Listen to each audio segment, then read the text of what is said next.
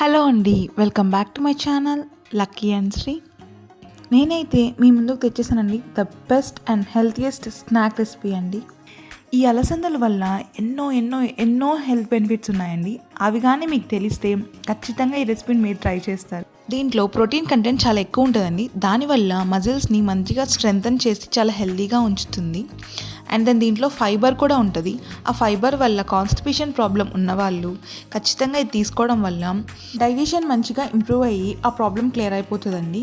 దీంట్లో vitamins and minerals కూడా ఉన్నాయండి. ఇంకోటి వచ్చి ద బెస్ట్ బెనిఫిట్ అండి, స్టమక్ క్యాన్సర్ని కూడా తగ్గించే న్యూట్రియంట్స్ దీంట్లో ఉంటాయండి. సో ఖచ్చితంగా ఒకసారి ట్రై చేయండి.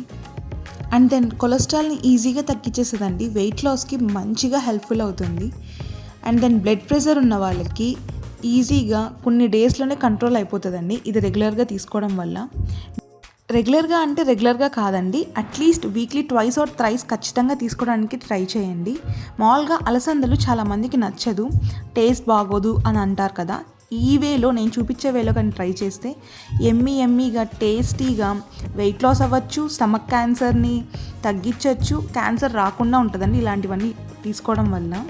ఇది 1 year ప్లస్ పిల్లలకు కూడా ఖచ్చితంగా ఫీడ్ చేయొచ్చండి, ప్రాబ్లం ఏం లేదు.